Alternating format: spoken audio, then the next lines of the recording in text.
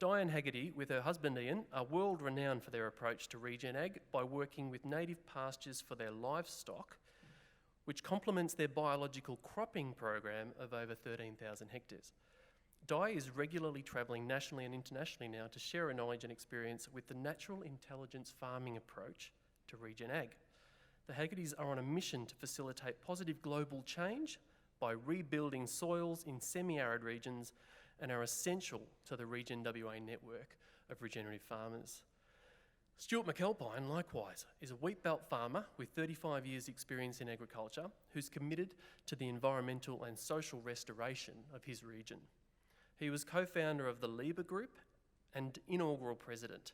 He instigated the regional repopulation plan with the Wheatbelt's Dalwellinu Shire and chaired the Regional Repopulation Advisory Committee. In 1999, he was awarded West Australian No-Till Farmer of the Year, and in 2015, he received a Soil Health Champion Award. Stuart believes that successful food production will ultimately only be sustainable with an integrated approach, an approach that allows for continued improvement in the health of the ecosystem and can be demonstrated in operating farming systems. Yes, regen ag is already happening in a big way in WA. To hear about it from two of the leading innovators in West Australian farming landscape, please welcome Di Haggerty and Stuart McAlpine.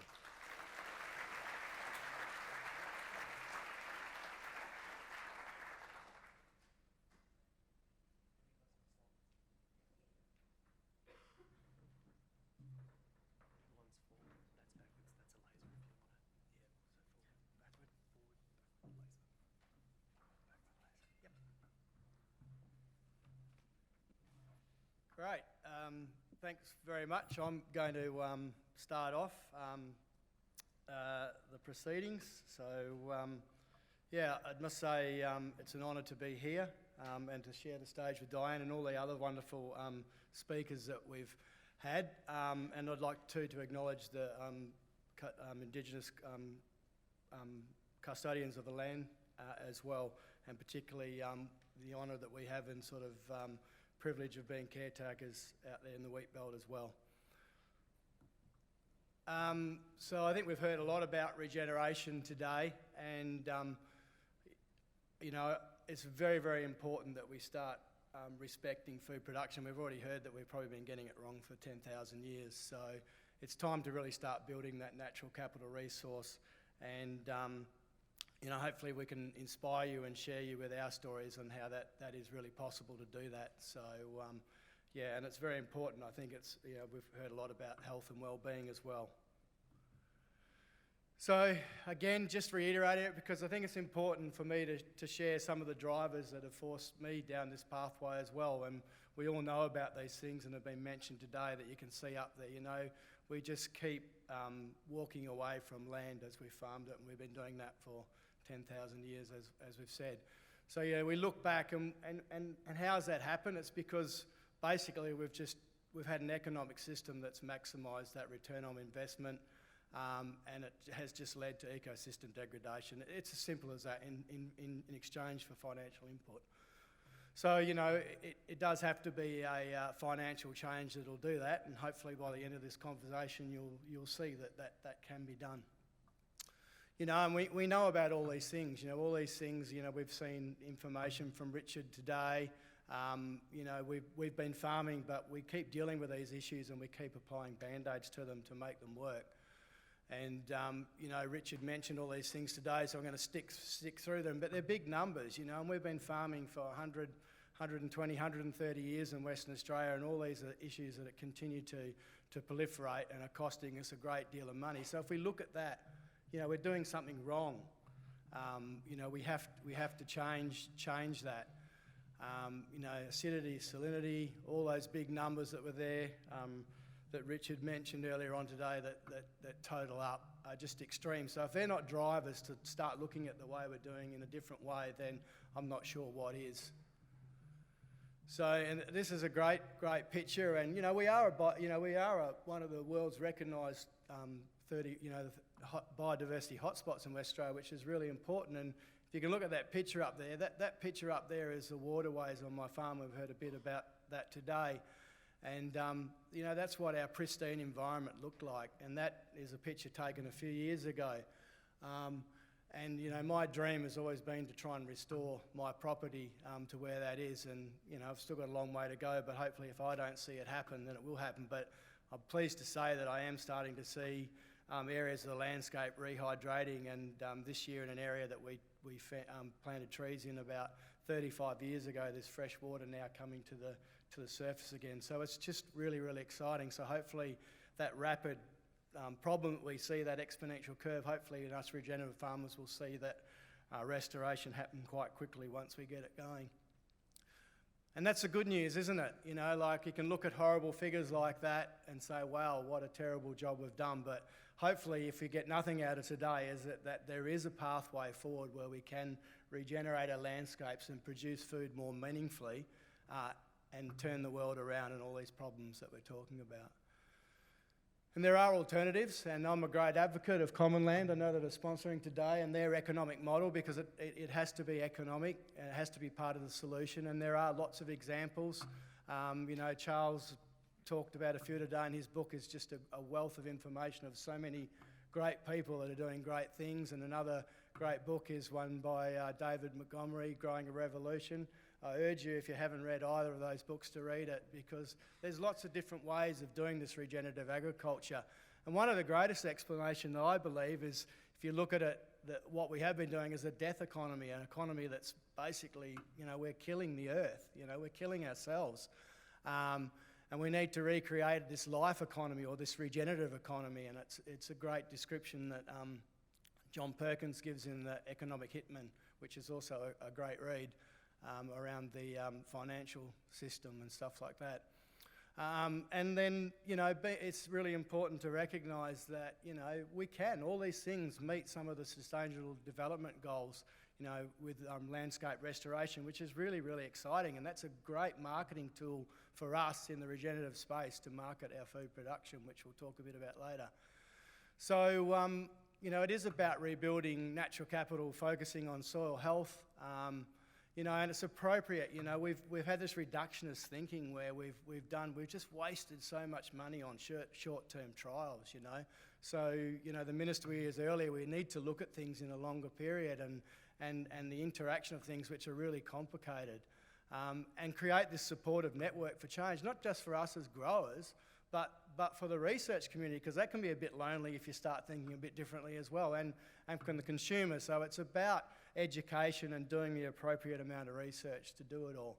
So and here is the solution, and here is the problem. You know, we've concentrated just on the physical and chemical properties of the soil, ignoring biology, or the focus on the good side of biology, which it can't happen. It is the interface that makes true soil health happen. That's that sweet spot in the middle where we start building natural capital. And it's a very, very complex environment, and they interact. And if you think about trying to do trials to encompass all those factors that actually build you to that pillar of success, no wonder we struggle to do the trial work, you know. But that's what's actually holding us back as a society as well. And it is a bit like climbing a mountain, you know. As you start moving on that functionality in the soil and increasing soil health through improving soil matter, all those things that we need to happen start happening. But you've got to climb the mountain first before you start coasting down the other side. And I think it does take time. And Lynn Abbotsy here, wonderful proponent of soil biology. And it takes time, as you can see in that great list of things there. You know, these things don't happen overnight, they take time. So we need to give them time, and that's actually assuming a linear response. But I think once you start stacking up all those things that are important, you start getting leveraging, and that incremental transformation, you know, starts getting faster and faster. So just bringing it back to the farm, just to some trial work, which, you know, just struggle to get funding, and you know, just an example of why it will happen. It can be a very profitable system, regenerative farming, because you start utilising those natural functions in your soil. Everything starts becoming more efficient. And you know, just looking at the most profitable trial here, which, I mean, this was run after I've been running a biological system for 8 or 9 years, so it's quite activated. But the highest yielding and the most profitable have, not a great deal of difference in yield potential. But actually, if you break that down and look at it, and this is the driver I think that's going to bring more people into regenerative agriculture, is that an investment of $13 compared to $73 is a huge investment in an area where we have a lot of climate risk, and we've always had that there anyway. So that's $60 a hectare more that I've invested in actually making less return. So that's a lot of capital risk in a risky environment for agriculture. So it is really about trying to make your system more efficiency, and the more you improve soil health in situation, rather than bringing in expensive chemicals to replace that decline in soil health, it just makes so much sense. Another great example of a 4-year trial where there was no significant difference in yield, was virtually none at all, over that 4-year period from the farmer's normal 100% fertiliser rate, 75-50. So there was no difference in yield for 4 years with different crops, lupins, wheat, barley. But when you actually start looking at the natural capital accounting and you look at the underutilisation of that ammonium-based fertiliser and what it's done to the soil pH, it's huge. The cost of remediating that pH from the high rate of fertiliser to bring it back up to where the biological system's buffered it and hasn't allowed that acidification to happen is just fantastic stuff. So that's the sort of stuff that you start seeing, like you start bringing all those components of soil health together, and it does start self-fixing itself. So I'm going to hand over to Dianne now to tell her part of the story. Thanks very much, Stuart. And I'd like to say that just if there's anything that I say today that's a bit eyebrow raising, we've got Walter Yenner at the end of the day who's going to be part of the question and answer session, and he's far more qualified than I am to answer any particular questions. But following on from what Richard was saying this morning and looking at that list of things that are probably some of the major production constraints that are happening within the West Australian Wheatbelt, I find it really exciting, but also just like to raise the question that the answer to all those issues is as simple as what's under our feet. The report on, that was recently released about the level of salinity throughout Western Australia, the Auditor-General said that about 80% of it probably needs to be revegetated to try and combat salinity. So where does that leave us from a food security perspective? I'd like to perhaps propose, after listening to Terry earlier on today, saying that we can probably get away with 20 to 30% of the landscape being revegetated for other reasons, and that it's those parts then that we can incorporate perhaps some indigenous bush foods and all that kind of thing back into the landscape, making better use of what we've got out there rather than perhaps the same old mindset that we've been operating on. And we can really look at diversifying a lot of the food and fibre production capacities within our state. But for the answers, I guess, to some of those degradation problems that we constantly seem to be dealing with as farmers in Western Australia, there's an awful lot of money being spent on lime and deep ripping and processes like that to try and restore the productivity of the land. For us, though, I think the key clarification came from Dr. Christine Jones, who described to us some years ago the liquid carbon pathway and how possible that is to make significant change within your soil. And it's not a very expensive manner. Those microbes there, once you can start to facilitate their environment so that they can thrive, and reach a point of quorum sensing where there's enough of the different microbes there that they can actually perform functions that we probably haven't really understood very well at all. Some of the things that we've been able to see on our own farm have been quite mind-boggling and certainly against what we would have thought possible. And I think just thinking of what some of the people have been talking about earlier on today with points of change, and there's been the talk about, I think from Ingrid and Terry and Charlie this morning, about mind, heart and spirit, and perhaps taking out the mind part of it might be the best part of the solution, because I think when you think from a spiritual and a heart perspective, sometimes your decision making might be a bit more on the money. particularly when you're working in a biological system, which we're only a small part of a very dynamic system. And I think, yeah, we can probably work in a lot better way with that. But back to the liquid carbon pathway and the whole rhizosheath, if you look at that little grain of wheat there, it's put out 3 major roots and doing a lot of work, investing a lot of energy into supporting the microbial population around that root system, even before the plant has actually got a shoot out to start photosynthesising. So that seed has decided that the most important thing for me is to get the microbial community functioning. And the upper photograph clearly showing a very high root to shoot ratio, whereas typically we used to think that what you saw above the ground was what was happening below the ground. But once you start getting into a more naturally intelligent or biological farming system, you can see that that root structure is far higher prioritised, I guess because the plant realises it needs to be able to make itself more robust to deal with whatever climatic situations are going to unfold, whether it be prolonged dry seasons, which we seem to be having a fair few of these days, but also an opportunity to seek nutrition and protect itself against any soil-borne predators and build the immune system function of that plant by having a higher root to shoot ratio. So under the microscope, we're very lucky to have a gentleman by the name of Phil Lee who has a marvellous microscope to take some really good clear photographs of what is happening in that rhizosheath and showing the microbial populations and what they can actually do.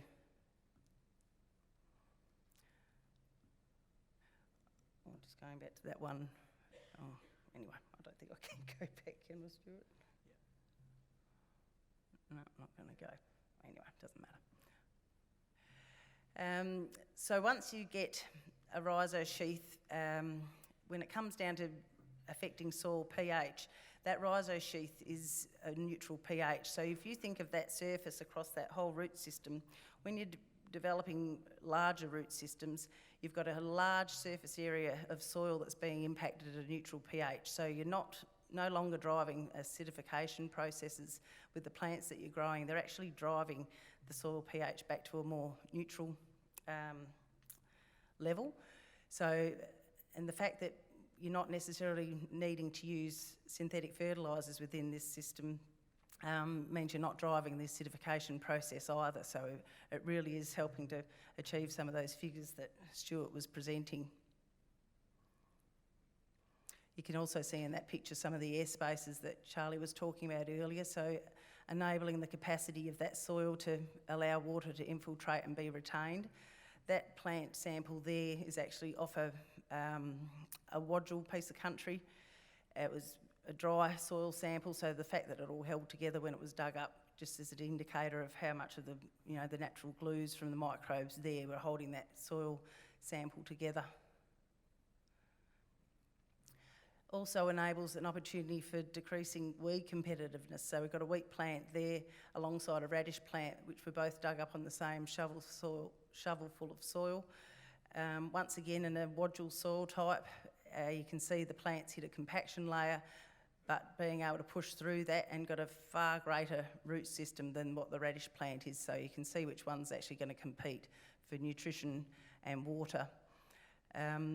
Yeah, certainly root systems that you wouldn't commonly attribute to, modern breeds of wheat. Another example, rhizosheath can also help overcome subsoil constraints such as compaction. So that microbial system there enable that root to push down deeper into the soil without the need of deep ripping. That soil there is highly compacted, and we dug it out as a part of a soil pit. And the roots actually penetrated down to about 700 millimetres, even though you can see clearly that it's highly compacted and also had a very acid subsoil pH less than 4. And so it also provides those opportunities then for carbon sequestration at depth, which is what Christine Jones talks about with the liquid carbon pathway.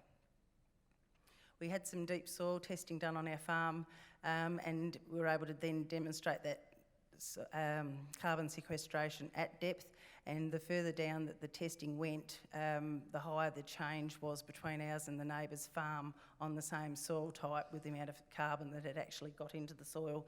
So that whole root system being able to penetrate down deeper and have formed that long-lived carbon was what it was occurring.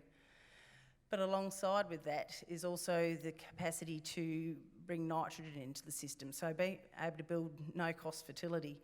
We've actually put all our crop in this year without any nitrogen fertiliser at all, and it's interesting when they're looking at what's happening in Western Australia. The Minister was talking this morning about low protein levels, and that's really quite contradictory to the fact that Western Australia's also had some record usages of nitrogen fertiliser in the last couple of years. So what's going wrong? Why are we not able to transform that nitrogen into protein into the plants?